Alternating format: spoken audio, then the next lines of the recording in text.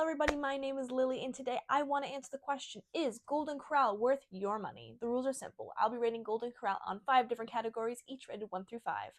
The categories for today are service, taste, vibe, variety, and food, price, value. With all that out of the way, I will see you guys after Golden Corral.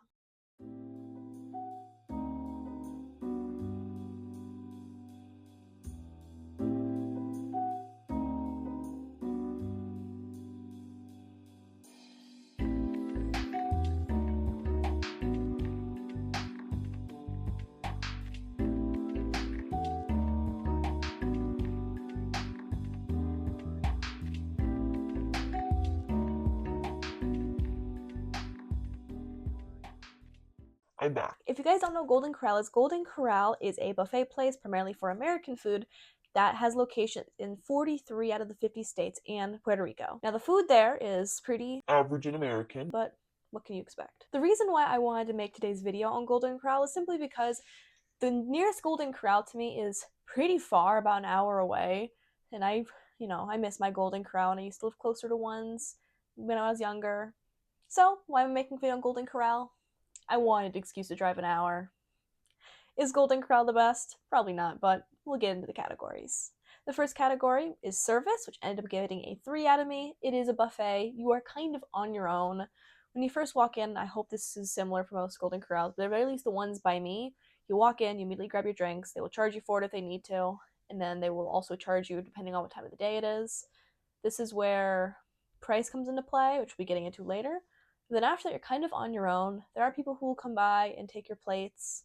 And I'll be honest though, I'm pretty sure they're only really there to try and judge, maybe not judge you on purpose, but definitely like to judge you silently so you don't eat as much. Because these buffets, they always get the most money out of making you eat as little as humanly possible by having somebody constantly walk by your table and go, can I take this plate? Can I take this plate? When there's still food on it is kind of their way of trying to make you be like, ooh, I think I'm eating too much. I need to stop. I don't feel that. I don't care. When I go to Golden Corral, I want a variety of food, so my first game plan is getting as many plates of food as I can, typically around 5. And yes, I do end up eating all of it, because I grab very tiny portions of everything. So service is just, it's average, and at times it can almost feel kind of aggressive, but they do need big money somehow. After that is taste, which got a 4 out of me. I believe it's good for buffet food. I've really only had American buffets. I've never tried other ones before, though they do sound really good. And it's good food. Half of it is frozen. Like the fries look like frozen fries you could buy at Jewel, but they're good and they cook it better than I could. It's slightly better than average. My favorite part is always the desserts. That's the main reason I like going to Golden Corral, because I can grab a wide range of desserts for really, really cheap. After that was Vibe, which got a 2. The vibes in Golden Corral are not it. It is a very basic place. They do actually have an attempt in some areas to add a little bit more of a theming or a little bit of a cozy feel to it, specifically in the signs of the different areas. They'll have stuff like Catch of the Day, and for the salad booth, and for the desserts, they'll have their own cute little signs, like little differently shaded walls that are all very close to just being white still. And it's an attempt. It's also a very sad attempt. It does not really do much. The whole place, it's a place that exists. There's no cohesive theming to it. It is a place where food exists. It has its own little color scheme here or there, but it's not really much to look at. It's definitely pretty well below other places. After that is variety, which I ended up giving a 5. There is so much you can eat here. They do stray from certain items. It will mostly be potato-based items and a lot of stuff with a whole bunch of carbs, like bread. They love their bread because they want to fill you up as fast as possible so you don't eat the actual good stuff like the chicken, or if you go during lunch, they have meatloaf. But they do have a pretty good variety. Personally, I am a big fan of the potato stuff, so I grab very tiny portions of that. And then after I'm done with my 5 bowls or 5 plates, I then go back and get a 6th one of just French fries, just because I love food like that. But overall, the variety here is actually pretty good. There's different menus for different times. There's breakfast, lunch, and dinner. The breakfast is typically only like an hour long. So if you're looking for breakfast buffet, I would not go here. There are probably other places you can go to because of how short it is.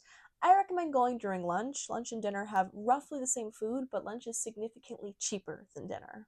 by a pretty wide margin. I would never come here during dinner time. It would be so busy and you would have to pay so much money. So if you want my advice, go during lunch. They have meatloaf, they have pizza, they have delicious cheese bread.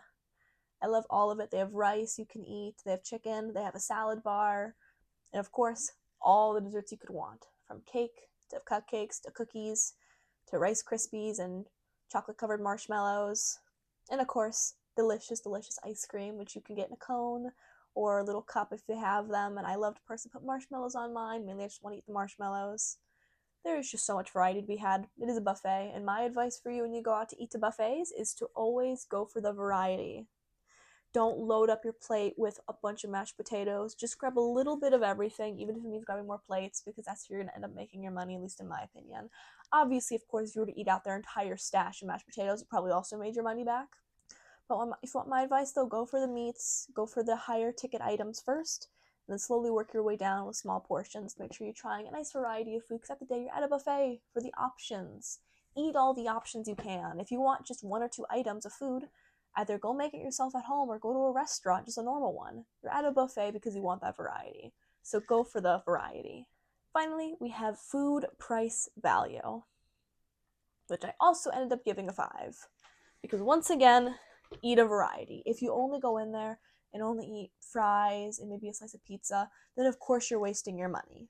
But that is the big thing when it comes to buffets, is there's so much potential to make your money back. And just remember, don't feel bad about eating the food, because these buffets will try and make you feel bad. Never feel bad. I never feel bad. Realistically, most people probably don't eat a variety, which in that case, I would say food price value probably drops down to probably a 3 for the average person. But if you do try to go for the variety, this can easily become a 5 for you.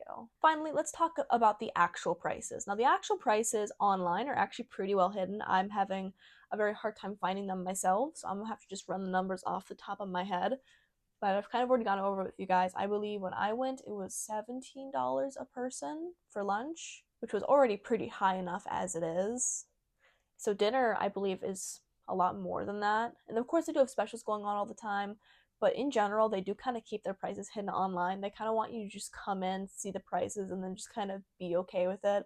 Because if they told you lunch or dinner, or especially dinner, was going to be upwards of $25 a person, I've seen it at certain locations, then you would never go in. So they definitely try and keep those prices hidden. Everything a buffet is just the most shady thing on the planet. So overall, go during lunch. That's probably when you can find the cheapest times. And of course, if you go on a weekend, it'll always be more expensive. So weekdays, lunchtime is probably your best bet for getting the most money for probably the cheapest possible price. Okay, finally, let's go ahead now and get into the totals. Golden Corral got an average score of a 3.8 and a total score of 19 out of 25, making it it's pretty good. It's slightly to a little bit more than slightly above average. It's not exactly at that 4, it's just barely missing out. It did get some perfect scores in variety and food price value, but of course the vibes in the food itself aren't always the best, and of course the service. Services at Golden Corral are always the worst because they want you to eat as little as humanly possible, so they kind of have to both be nice. The Golden Corral waitstaff and Golden Corral in general, just employees, are really like that one backhanded friend who will basically give you a compliment but also slander your name at the exact same time. Of course, obviously, I don't personally judge the employees here.